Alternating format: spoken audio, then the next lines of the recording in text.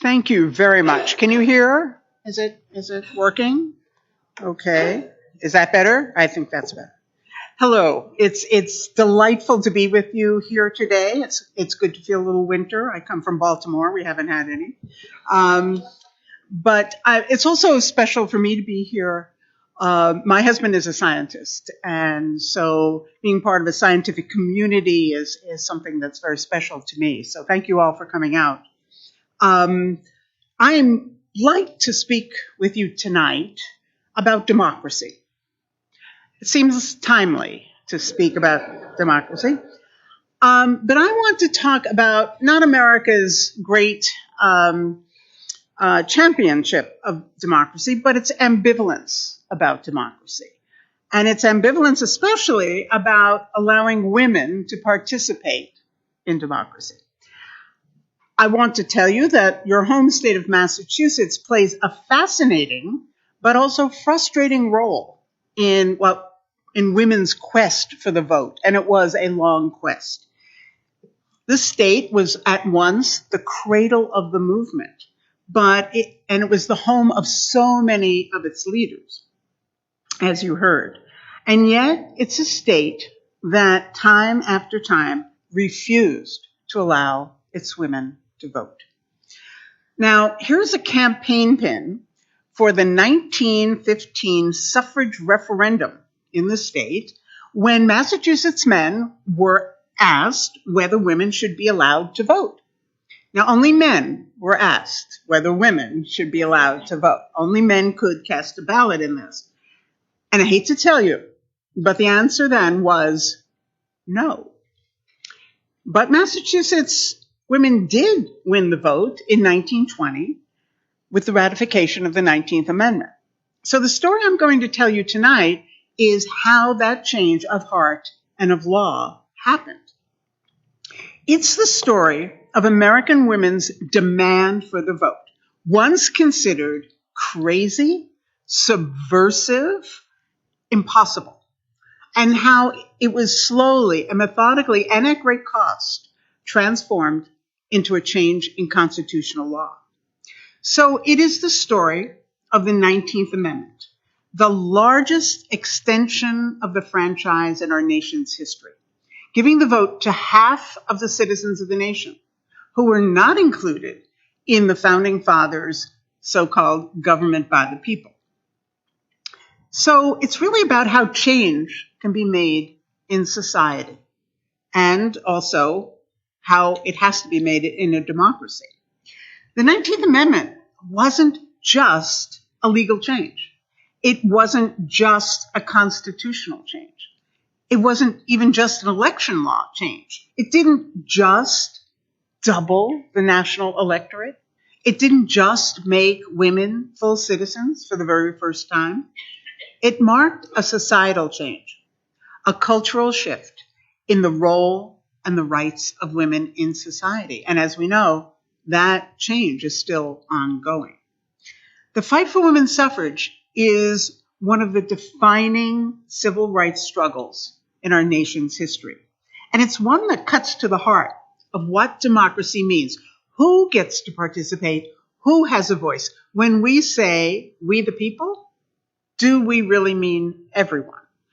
And of course, we're asking that question again today. If you read the standard history books, and I hope this will be improved in the next year or so as many more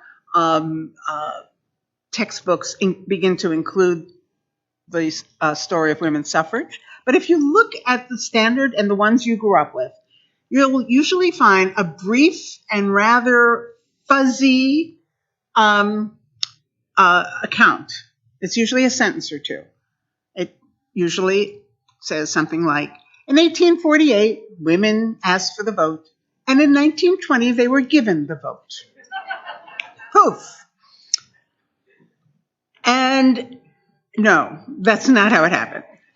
It required 3 generations and 72 years of fearless activists working in over 900 campaigns to finally secure the vote for American women.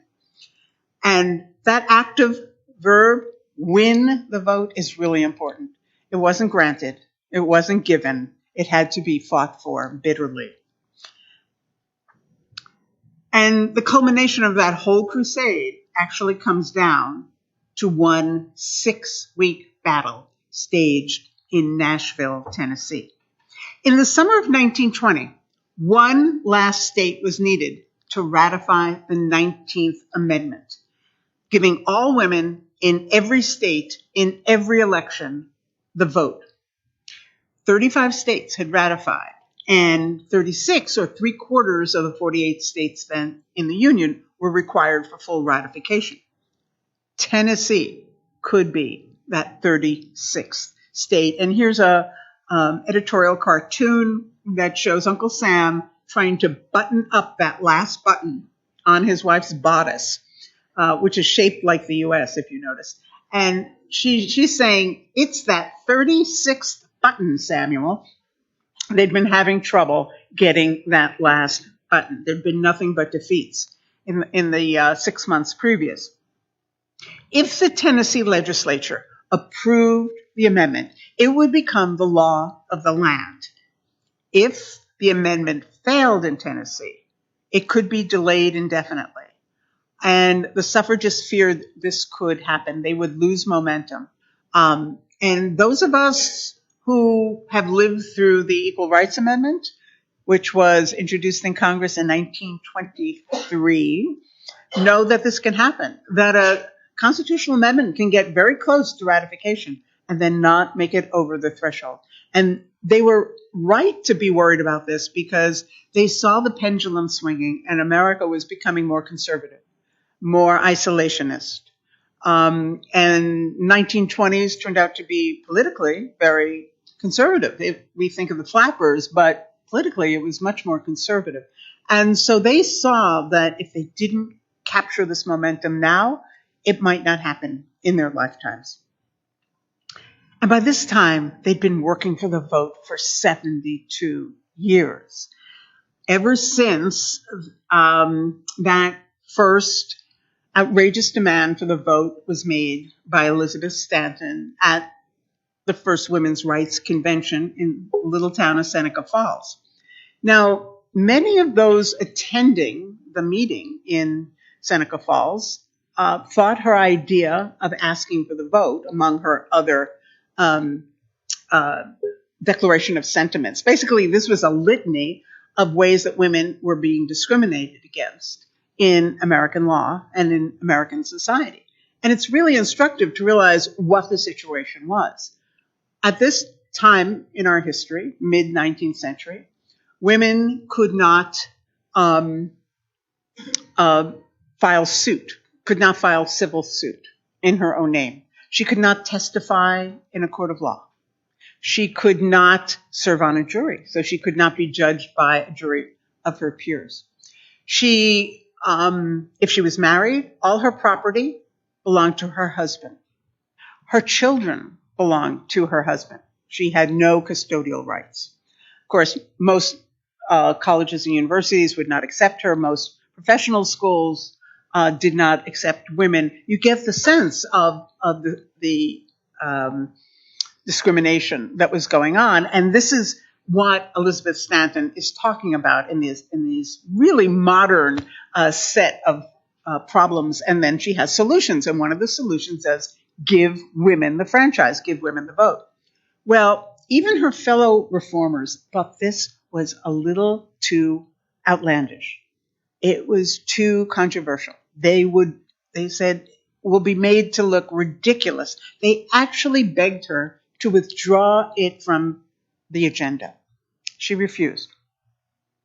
There was a young man in the audience who had driven his buggy 50 miles from his home in Rochester to attend the meeting. And he stood up and he said, no, you must support this resolution. You must. And it was a young Frederick Douglass, just 30 years old, just 10 years out of slavery. And he stood up and he said, the vote will never be given to you as women, and it will never be given to me as a black man unless we fight for it and unless we demand it. And he convinced the other very reluctant participants in the Seneca Falls meeting to support this resolution. And I truly believe that if it was not for Frederick Douglass, we would never have heard of Seneca Falls.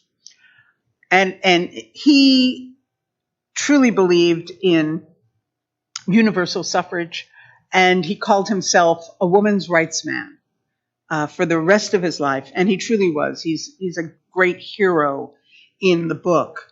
Now, Frederick did not just kind of end up there by coincidence. He was invited there because he had been working with Elizabeth Stanton and the other women, Lucretia Mott, who were organizing this meeting, because the women we know as the founding mothers of the suffrage movement actually begin their political careers as abolitionists. Abolition and women's suffrage are sibling movements through the Civil War. The idea of women's rights emerges out of the idea of the sanctity of human dignity, which is the abolitionist idea, and the idea that all humans deserve freedom and, if not equality, at least a voice. And this is part of the whole abolition and women's suffrage symbiosis at this time. And they moved together through the Civil War.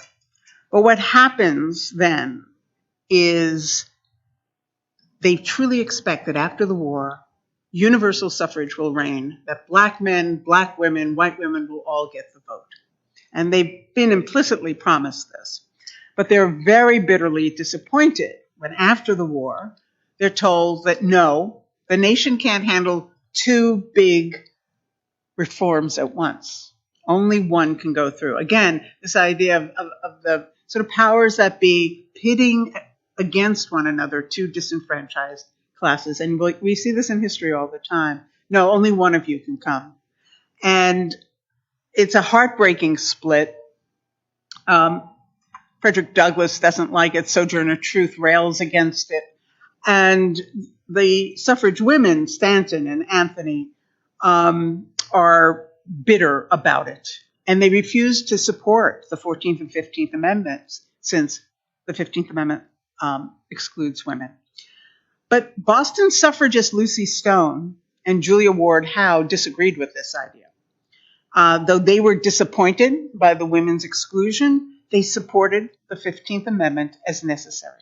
They said, if this is all we can get, then okay, it's important for black men to get the vote, because violence was tearing apart the post-war America, violence against black men. So the American suffrage movement underwent its first split at this time into the American Women's Suffrage Association, which is Julia Ward Howe and Lucy Stone and Henry Blackwell and a group of their friends. It's based in Boston. And then there's the National Association, and that's based in New York City. In anger, Stanton and Anthony expressed vile, racist sentiments against black and against immigrant men. And because they are less educated than they are, for the most part illiterate.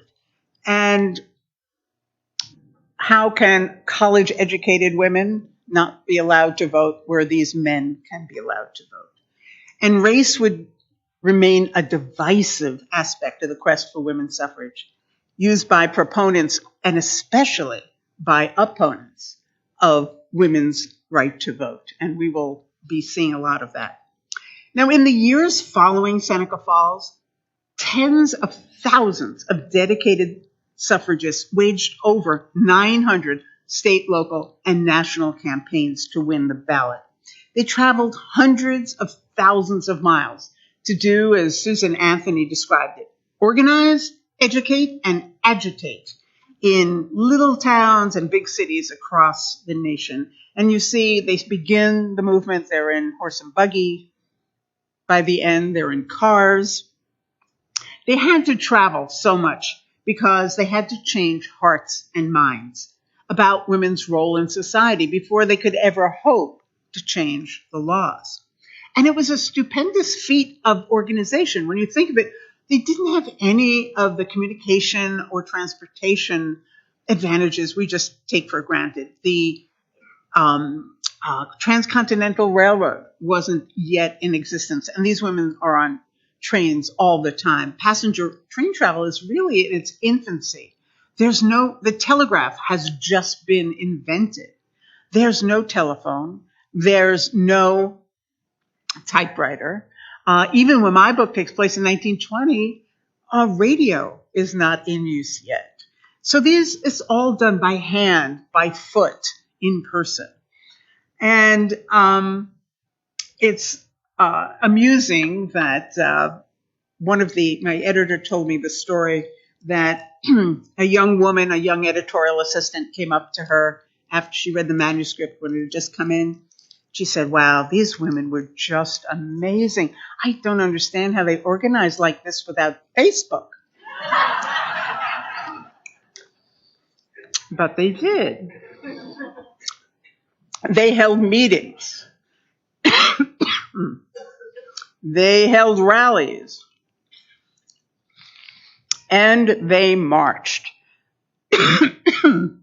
which was not considered proper for women to do. Pardon me. They didn't wear pink pussy hats. Pardon me, I'm getting over something. But they did wear their marching uniforms.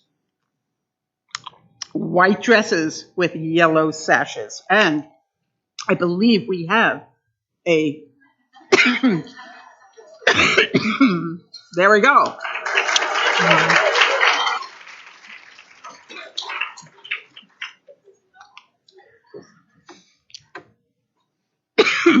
Wonderful pictures of women marching. 40,000 women marching in New York. Sometimes they got a little carried away with the costumes. And here is a march in Boston. Now, we'll get back to that soon. Now, it's hard to imagine how difficult, how brave you had to be to participate in one of these marches, or even to just stand up publicly and advocate for the vote. We don't think twice about it now. Yeah, I'll go to that women's march. It was a big deal then. Suffragists had to endure contempt and ridicule in their communities, in their churches, in their clubs, often in their own homes. They were pelted with rotten eggs and spoiled vegetables. We're going to look at some strong images of what the anti-suffragists thought should happen to suffragists, what I would do with a suffragist. They were, Susan Anthony used to say she could mark the progress of the movement by the projectiles that were thrown at her. When it was no longer rotten eggs, and it was just plain old eggs, well, that was progress. They were denounced as radicals, perverts, traitors, anarchists, bad wives and mothers, of course, even Bolsheviks. And here again, which do you prefer, the home or the street corner? You have a choice. You can be a loving mother, or you could be a crazed zealot on the street advocating for suffrage. It's a binary choice. It was also, suffrage was going to destroy the American family. If women were allowed to vote, they were just going to walk out the door and maybe want to walk out and get a job and leave dad with the screaming babies. This becomes a motif, leaving dad with the screaming babies. Here's another one. When women vote.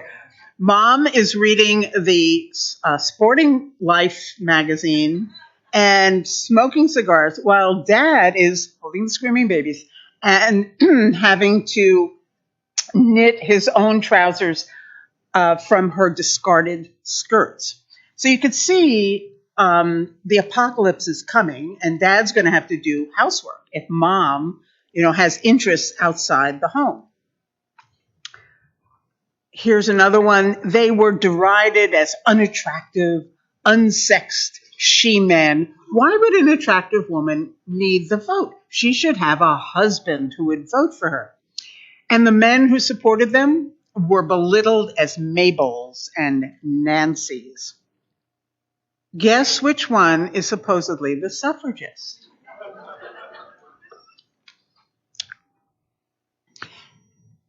And they weren't subtle about what they feared. It was going to emasculate American men and masculinize, I don't know what the verb there is, women. And perhaps my favorite depiction of this, bed of trouble, I think it's self-explanatory. Clearly, this whole idea of women gaining political equality was very frightening. In their quest for equal citizenship, the women of the suffrage movement employed a wide variety of stratagems and methods, and many of these marches, which we've seen, demonstrations and picketing, which we're about to see, acts of civil disobedience, sophisticated lobbying and public relations operations, and legal test cases to the Supreme Court would soon be adopted by civil rights campaigns later in the 20th and in the 21st centuries. The suffragists were ingenious and fearless. They had to be. To test the prohibitions against women voting, Susan Anthony, Sojourner Truth, and about 150 other women actually voted in the 1872 presidential election. Here's a contemporary magazine recording that fact, according to them, showing Susan Anthony usurping Uncle Sam's hat and depicted with her threatening umbrella. She's often depicted with her threatening umbrella. And she voted. I have been and gone and done it, she wrote gleefully to her colleague Elizabeth Stanton. She was soon arrested, put on trial, and convicted of illegal voting in a federal election. She wanted to go to prison. Her lawyer said that he wasn't going to let her do that. He paid the fine. No, he didn't pay the fine. He paid her bail. And she went around New York State giving dozens and dozens of lectures. She brought her case to the public and said, is it a crime for a U.S. citizen to vote? Of course, we're asking that question again today, too. Now, failure of this voting experiment led Stanton and Anthony to draft a constitutional amendment that would supersede all state laws prohibiting women from voting. In our federalist system, the Constitution gave voting qualifications and the operations of elections to the states. And so states made those laws. A federal constitutional amendment would supersede all those. So they had it drafted. It was introduced into Congress in 1878, and it was stalled there for 40 years. Every year, the women would go up and give testimony before whatever congressional committee was hearing it that year. And Elizabeth Stanton writes in her memoirs that she would get so frustrated. She'd give her testimony, and the men would not be listening. They'd be eating their lunch or polishing their shoes or sharpening their pencils. And she had to refrain from throwing her manuscript at their heads, she wrote. And every year, it would be placed back in the file cabinet. The amendment was voted down in committee or in the chambers 28 times. Now, meanwhile, the suffragists worked in the states to change voting laws. And in Massachusetts, women began agitating for the vote early. and often. I'm not going to give a full history of it here. It's been done well by many other scholars. But property rights reform and suffrage was a demand at the second Women's Rights Convention. Does anyone know where that was? Seneca Falls is considered the first. Second is in Worcester. Yes, and they again demanded the vote and property reform so that women could own property. In 1866, the American Equal Rights Association is formed here in Boston, trying to bring together the old abolition's women's suffrage coalition, but it dies within a couple of years. It reforms as the American Woman Suffrage Association, based in Boston and headed by Lucy Stone and Julia Ward Howe, and they're working for electoral law changes in the state constitution. So they're working state by state. The Massachusetts legislature actually first considered making that sort of change in 1869, really quite early, but defeated it soundly. Both a Massachusetts Suffrage Association and a New England Suffrage Association were formed by 1870. So you're really kind of cranking along there. And the great suffrage publication, The Woman's Journal, which is really a magnificent piece of journalism and advocacy that goes on for 50 years.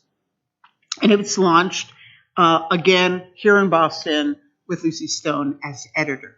And one of the fundraising gambits, and here's the Woman's Journal, an early edition of it, one of the fundraising gambits for the suffrage associations and for the Women's Journal were suffrage bazaars. And these were like giant bake sales. Here we're going to see, this is a souvenir. This is saying, there are these states out west that already have suffrage. So here is a photograph from the Schlesinger, and it shows these, it's clearly flipped a little bit, but it shows these bazaars. So local chapters, suffrage chapters, would have a table and sell, baked goods or make aprons or something and sell them to raise money for the suffrage cause. Now, by 1871, things looked pretty promising.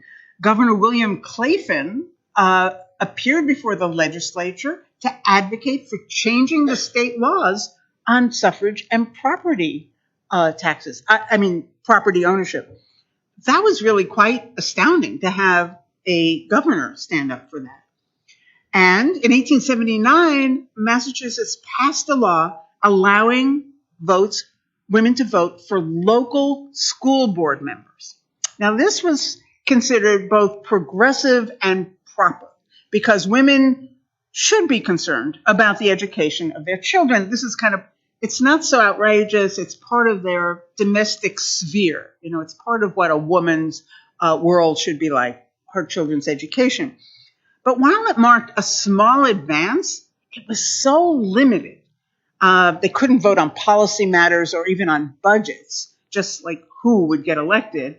And it was so restricted because there were poll taxes in Massachusetts, which meant the poor women could not vote in these elections. So very few women actually took part in it. And yet, Louisa May Alcott was the first woman to register to vote in the Concord School Committee election in Massachusetts. There you go. Again, the Massachusetts legislature, there's pressure from constituents. They bring it up again, 1881. They consider whether women should vote just in municipal elections, not for congressmen, not for governor or senator, just for their local positions, and they defeat it again. By 1893, Massachusetts African American women begin to organize, and they established the New Era Club with Josephine St. Pierre Ruffin as their leader. And again, this was to get them involved in suffrage, involved in civil rights causes. She'd already started the West End Suffrage League in Boston's African-American neighborhood with the motto, "All rights for all," and soon began publishing the New Era magazine, which was the first magazine by and for African-American women. And Ruffin would speak for women's suffrage for the next 2 decades, assuming leadership positions in both the American Women's Suffrage Association and the Massachusetts Association. Now, in 1895, Massachusetts did something really unusual.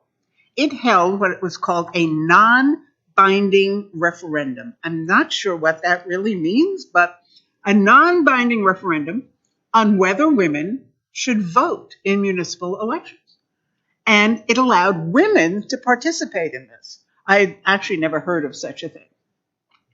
Now, usually these were restricted to men who were the only legal voters. But in fact, not that many women participated. In the town of Beverly, for instance, only about 4% of eligible women voted. Maybe it wasn't advertised much. Maybe they didn't understand how to do it. Again, it's a very strange thing to suddenly say, well, you can participate, but just this once. So it didn't go over very well. But of those who did vote, the 4%, let's say in Beverly, 96% voted to, yes, we want the vote. Let's let women vote. Of the men, however, who voted, 70% of the male voters said no. Not that surprising. So the 1895 referendum did provoke another group to express its opinion, the Massachusetts women who hated the whole idea of women being able to vote. In a backlash to the referendum, they formed one of the first anti-suffrage societies. The Massachusetts Association opposed to the further extension of suffrage to women. That was the title. Imagine the letterhead. And it boasted many Boston establishment names. Women with names like Cabot and Putnam and Eliot and Shaw, and sometimes all of them in one name. You know that there are a lot of those. And Boston became the early capital of the organized anti-suffrage movement and home to its publication, The Remonstrance. Now, Massachusetts and all of New England was a pretty conservative place back then. And some Bay Colony blue bloods were horrified by the idea of new immigrants being able to vote and to influence elections long dominated by white Anglo-Saxon Protestants. And keeping Irish women away from the ballot was at least half of a solution for them. So there was also clerical opposition from both the Catholic and Protestant clergy against women questioning God's plan of male dominance. And there was business opposition from some prominent industries in the state, the railroads, the textile mill owners, the liquor industry, and we'll learn a little bit that in a moment, who all saw women voting as just bad for their business. So momentum for suffrage really slowed after this 1895 referendum, and it would be another 2 decades while women in several of the western states, including California and Washington, did win the vote by a change of their state law. In 1914, Massachusetts suffragists pushed the legislature to put suffrage on the ballot again. It was part of a kind of Super Tuesday of women's suffrage decision-making. So there were referenda in 4 states, New Jersey, New York, Massachusetts, and Pennsylvania. And of course, at this time, only men could vote in any of these 4 referenda. And an intense campaign began in each of the states. And we'll look at a few scenes from Massachusetts. I like this one. We vote in 10 states. Why not Massachusetts? Here's another one, women in Copley Square. And Again, show your faith in the women of Massachusetts. Vote yes. That's a close-up of that. The rose. The rose was used as a symbol for both the anti-suffragists and the suffragists. So the anti-suffragists used the red rose, the American Beauty rose. I think you need to plug something in there.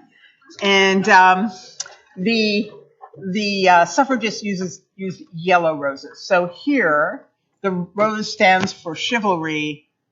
We want justice. Like, forget your red rose. We want justice. So there were also suffrage swag. Here's suffrage fans to keep cool in the summer if you're watching one of these parades or marches. And they didn't have electricity then. They had magic lanterns.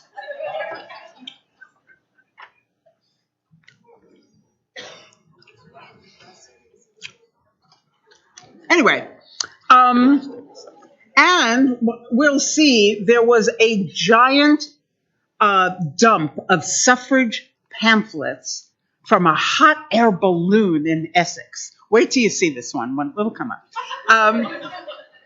There was also a huge parade in Boston in 1915 with 15,000 marchers and 30 bands. And Boston optimistically called it the Victory March. It was a little premature. It was led by riders on horseback. They marched past the Public Garden, past the Common, the State House, onto Mechanics Hall. And the governor and the mayor reviewed the parade from the grandstand, and hundreds of thousands of spectators were there. But the anti-suffragists were also there in force. And along the route were houses with red banners bearing anti-suffrage slogans. And the anti-suffragists prepared 100,000 red paper roses. And they were sold by eager boys being paid a penny each to circulate through the crowd of spectators and get them to buy these red roses and use them. They even tried to infiltrate the parade with their own cars, sporting giant red paper flowers. So they tried to kind of ram into the parade. And as the Boston Globe described it, these hovered like flying cavalry seeking an opening for a flank attack. So it got a little violent there. So despite it being called a victory parade, on November 2nd, Massachusetts men went to the polls and voted 2-1 against allowing women to vote. The suffrage referenda were also defeated in the 3 other eastern states. So now it was abundantly clear that the only way Massachusetts women could gain the right to vote was through a federal amendment. But the federal amendment was still stuck in Congress, thanks in part to the vociferous opposition of the 2 senators from Massachusetts, who personally kept it from coming to the floor, John Weeks and Henry Cabot Lodge. Now, the slow progress in Congress and in the states stirred frustration and anger, and this happens in long-term reform movements. There becomes a frustrated moment when a group wants to do it a different way. And a new generation of suffragists, the 3rd generation, grew impatient and no longer willing to wait. They're no longer willing to plead and ask nicely and to be ladylike. They're willing to be aggressive and disruptive and confrontational. And they're led by a young woman from New Jersey named Alice Paul, who had trained with the more militant suffragists in the UK and came back to bring these techniques like picketing to America. Her National Women's Party picketed the White House, protested on the steps of the Capitol, and burned President Woodrow Wilson in effigy. And this was during wartime, and they were considered not just unladylike, but perhaps treasonous. Hundreds of Women's Party suffragists were arrested and served time in prison for their civil disobedience. They were tortured and force-fed. They were kept in decrepit, vermin-infested cells. They were physically assaulted, clubbed, tied to the wall, not allowed to read or write or even speak to one another. They communicated by singing, because that was not specifically disallowed. And when they refused to eat, they were force-fed, tubes rammed down their noses. When they were released, they toured the country in copies of their prison uniforms, tailor-made. It was brilliant. And they hired a Pullman coach, a railroad car, to take them across America on a northern route. And they stopped in every major city and then through on the southern route. And in each city, they would stop, and there were 28 of them, from young women to grandmothers. And they would hold a parade and a meeting and a rally, and they'd say, "We are your sisters, we are your daughters, we are your mothers, and we have been imprisoned and tortured for asking for the vote." And this begins to get people thinking about it. They're no longer just those crazy, treasonous, militant suffragists. They now have faces. And this begins to put even more pressure on Congress. Of course, during World War I, women are doing things they had never done before. They're working in ways, they're proving their citizenship and their patriotism. And so finally, in June of 1919, after the war was over, the federal amendment was finally passed by both houses of Congress and sent to the states for ratification. And you'll be pleased to know, oh, there we go. We'll start right there. It's not on the screen.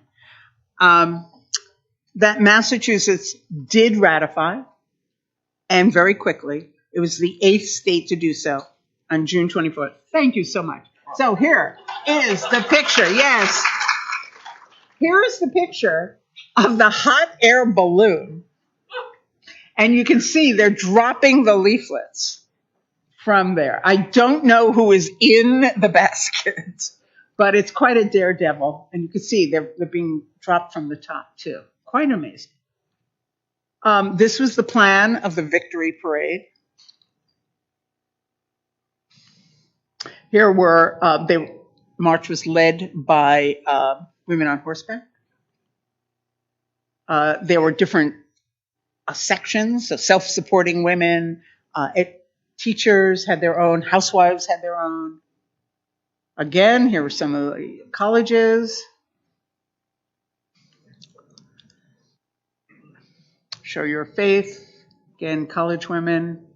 And these are the women who didn't want it, don't want it. Massachusetts women opposed the ballot. Here's Alice Paul. She's only in her early 30s at this time.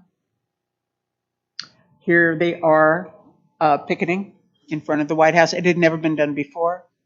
Now it happens 3 times a day, but there had never been pickets in front of the White House. Again, they asked, during World War I, they asked, as we were fighting to make the world safe for democracy, they said, democracy begins at home. Half of our nation has no democracy. So they pointed out the hypocrisy of the war. And here they are in prison. And here they are in their tailor-made prison outfits, the prison special. So a year later, in the summer of 1920, the amendment was on the cusp of victory or possibly defeat as it arrived in Tennessee, because everyone knew that Tennessee was a dangerous place to be staging this definitive battle for women's suffrage. Nearly all the other southern states had already rejected the 19th Amendment, including the state where I live in Maryland. And they did this for the same reason. And it was not, again, subtle or a mystery. It was a matter of states' rights. They didn't want Washington telling them who should vote. And it was also, they did not want black women to vote. And the 19th Amendment gives the vote to black women.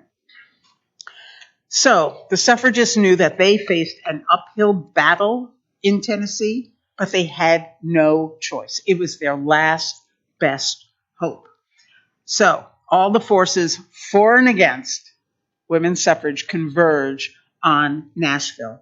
And the campaign generals arrive in their white gloves and picture hats. Carrie Chapman Catt, the national suffrage leader, the protege of Susan B. Anthony, the founder of the League of Women Voters. She is called the chief. She's the master strategist. She's called down from headquarters in Washington to spend 6 miserable weeks in the heat of Nashville running the strategy for the campaign. She's joined there by Sue White's lieutenant, a young Tennessean named Sue White. Did I say Sue White? She's Alice Paul's lieutenant. And Sue White is, again, just 32 years old. She is part of that third generation, tired of waiting. She doesn't want this to be another generation in the making. She wants the vote now. And she is running the Women's Party campaign for the vote. So you have 2 women's suffrage organizations with headquarters in the same hotel, working for the same goal, ratification, but working separately with different staffs, different strategies. They do not speak to each other.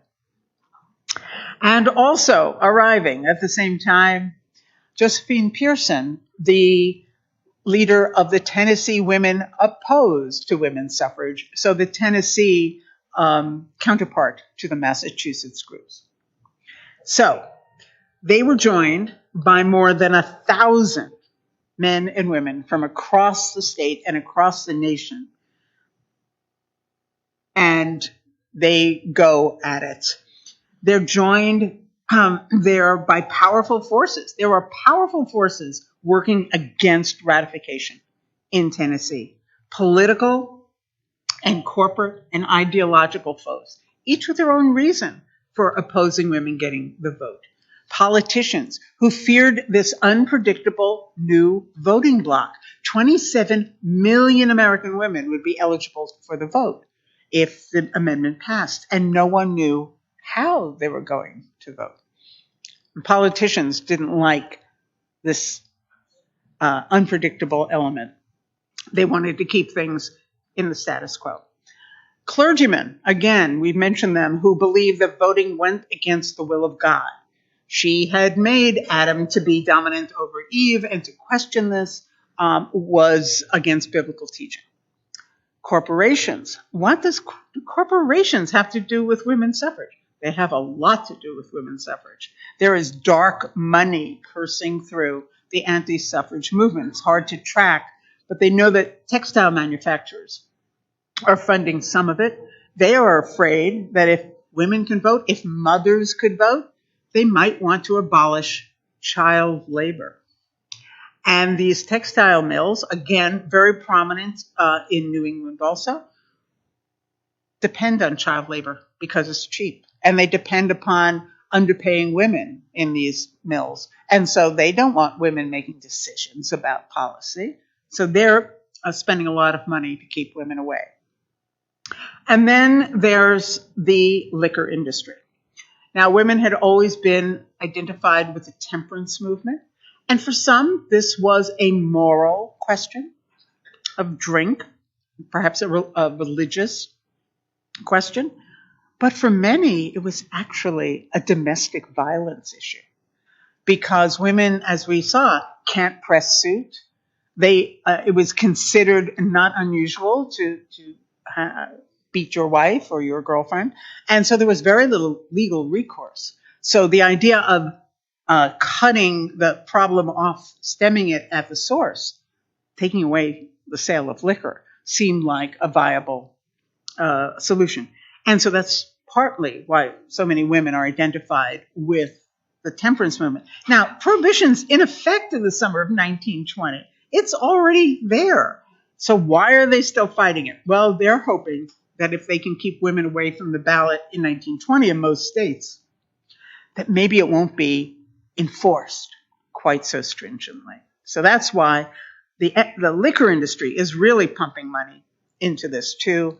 It manifests itself in one of my favorite sets of scenes in the book where the liquor lobbyists have set up a speakeasy on the 8th floor of the Hermitage Hotel where everyone is staying. Now, it is prohibition, but that be damned. They dispense liquor 24/7. It's called the Jack Daniel's Suite in honor of Tennessee's favorite liquor.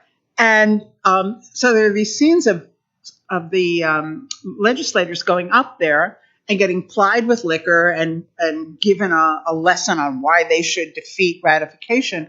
And then they're bouncing off the walls and singing at the top of their lungs. And they have to be thrown into the showers before they can go out to vote. At one point, Carrie Catt asks, "Is everyone in this legislature drunk?" And she's told, "Yes, that's how we make important decisions in Tennessee." But the most passionate foes of the 19th Amendment turned out to be women. And as you saw live in Massachusetts, they certainly are evident here. That women might oppose their own enfranchisement was really shocking to me. But some of these anti-suffragists were very conservative, socially conservative, religiously conservative women who feared that suffrage would bring about a profound and unhealthy shift in gender roles. It would endanger the American home. We saw those those cartoons, and bring about what they called the moral collapse of the nation. Of course, we hear these arguments echoed in ones about bathrooms and about, women in locker rooms. It comes out again, this idea that change is going to alter private life, not just public life. And here's one of my favorite anti-suffrage broadsides. This was distributed all over the South. It shows a hen and a rooster. And the hen is wearing a Votes for Women sash. She's just walked off the nest, abandoning the family. And the rooster calls after her and says, "Ma, the eggs are going to get cold." And she calls back, "Sit on 'em yourself, old man. My country calls me." And one of the many taglines is, "A vote for the federal suffrage amendment is a vote for organized female nagging forever." I think it'd make a great bumper sticker, to tell you the truth. So I think it's an important reminder that the debate over women's suffrage was never just a political argument. It was also a social and a cultural, and for some, a moral argument about the role and the rights of women. And in many ways, it was a precursor to what we call today the culture wars. And so there were layers of complication and passion that made it much more difficult to resolve. So all sides confront one another, and it gets wild. There's bribes and booze and propaganda and blackmail, conspiracies and kidnappings and fistfights. The newspapers call it suffrage Armageddon. The outcome remains in doubt until the very last moment. And it comes down, I won't spoil it for you, but it does come down to a single vote of conscience from the youngest member of the legislature, 24-year-old delegate, who receives a letter from his mother. I'll leave it at that. Now, all this took place almost a century ago. But I think you'll find that this is a history with surprising and perhaps even unnerving modern themes. It helps explain where we've been, but also where we are right now. It deals with topics that dominate our headlines today: voting rights and voter suppression, women's rights, inequality, dark money in politics, the role of religion in public policy, and racism. Because the history of suffrage in America is inevitably a story about race. In Nashville, there are cries of white supremacy and states' rights.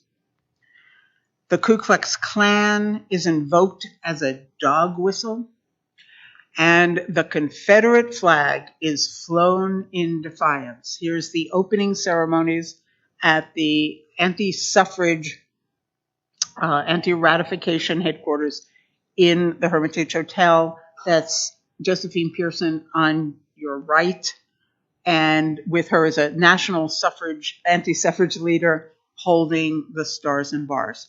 And between them is the oldest Civil War veteran they could find.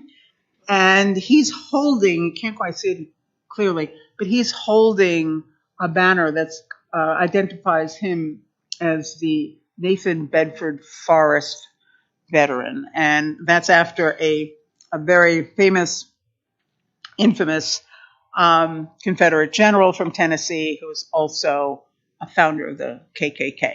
So there's all kinds of symbols in this. They knew exactly what they were doing when they issued this photograph. And this is what was happening in Nashville. And of course, we see echoes of this today. I wrote this book before the 2016 election.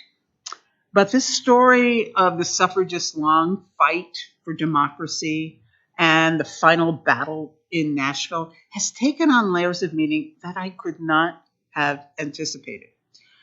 This history of citizens fighting for their rights enters a new dimension as rights we've assumed to be secure, voting rights, citizenship rights, press freedom, women's rights, appear to be endangered once again. And this history of women political activists and political leaders resonates as an historic number of women run for office at every level in every state, and more are serving in Congress, 131 than ever before. And of course, we know there are several women two presidential contenders for the nomination. Now, there are important lessons to be learned from this long fight for women's suffrage. That social change is slow and political change is hard. It was not accomplished in 1920. It's not complete today. While the 19th Amendment did legally give the vote to all women, Black women and men, Asian women, and Native American women would have to wait decades longer to secure their voting rights. The 19th Amendment was undermined by Jim Crow laws in the southern states, which would rob Black women and men. Men had the right to vote since 1870 in the 15th Amendment, but state laws undermined both of those amendments. And Congress refused to enforce those amendments. They have the power to do that. I think it also shows us that reform movements are imperfect. The story of women's suffrage is both inspiring and a cautionary tale. It's complicated. It's messy. There are moral compromises made that should make us wince, but I think we need to learn from them. And I hope this story will teach a new generation of activists that protest is important and it is patriotic, but it must be followed up by well-designed and sustained political strategies. The suffragists did not just march and picket. They also debated and lobbied and drafted legislation. And they did not rest after the 19th Amendment entered the Constitution. Carrie, Catt, founded the League of Women Voters. And here was what they issued in 1920, and you were to put this in your kitchen or your living room window when you registered. This was actually issued by the League. And Carrie Catt put a young Massachusetts woman, Radcliffe grad Maud Wood Park, in charge as its first president. She knew the movement needed to educate voters and it needed new young blood. Alice Paul drafted the Equal Rights Amendment. Pardon me. Introduced, as I said, in Congress in 1923 and still not fully ratified. The vote is a prayer, said Carrie Catt. The vote is power. And today, we must protect the vote for all citizens. We cannot and we should not accept attempts to restrict or suppress voting. Voting rights is not a partisan issue. It is the stress test of the health of our democracy. And we are, too often these days, failing that test. When Carrie Catt returned home to Westchester after she left Nashville, she wrote a letter to American women, and I'd like to close with her words, which I find it was a benediction and a charge to them. And I think it's meaningful today as it was then. The vote is the emblem of your equality, women of America, the guarantee of your liberty. That vote of yours has cost millions of dollars and the lives of thousands of women. Women have suffered agony of soul, which you can never comprehend, that you and your daughters might inherit political freedom. That vote has been costly. Prize it. The vote is a power, a weapon of offense and defense, a prayer. Understand what it means and what it can do for your country. Use it intelligently, conscientiously, prayerfully. The vote is won. 72 years the battle for this privilege has been waged. But human affairs, with their eternal change, move on without pause. Progress is calling to you to make no pause. Act. Thank you very much.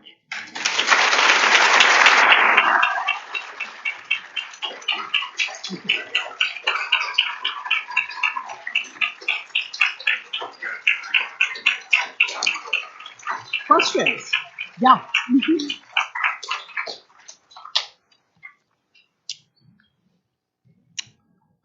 So we have time for just one or two questions.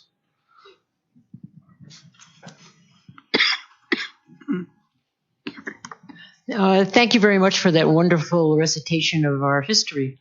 Can you tell me what was the actual impact of women getting the vote going forward? Did they vote in 1920? Who did they vote for? How did their votes differ from men's votes? That's a really important question, and I do deal with that at the end in the last chapter. In fact, only 1 in 3 eligible women voted in 1920. And so the press came to Carrie Catt and said, what's up? You've been working for this for 7 decades, and now only 1 in 3 eligible women voted. And she said, well, you know, voting is a learned enterprise or exercise. You have to learn to vote. You have to get used to voting, and it's all too new for most women. It was also true that in states like Georgia, they didn't, ratification happened only 10 weeks before the election. They didn't extend the registration deadline because they didn't want black women to vote, so they weren't going to let any women vote. So there were those things going on. But as I've thought about it, I've also thought, you know, it was more than that. Yes, it was legal, and in, most cities it probably was fine to go and express yourself by by standing in the polling line. But in your small town, perhaps, your pastor was still not really keen on this. Your gardening club women had never supported it.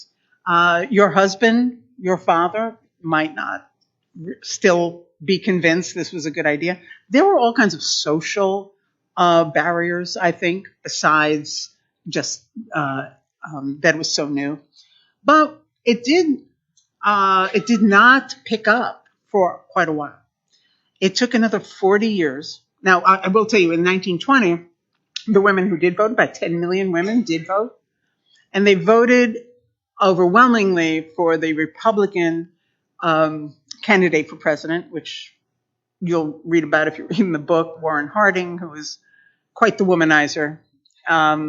He was actually, at the time of the, unbeknownst to the American public, he was being blackmailed by one of his many mistresses. And he was paying hush money to keep her quiet. 1920. Mm-hmm. And so they voted for Warren Harding.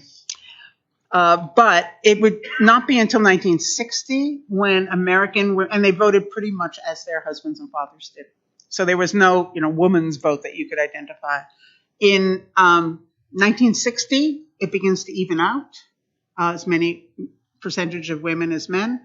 In 1980, women overtake men in percentage of participation, and they've been widening that gap ever since.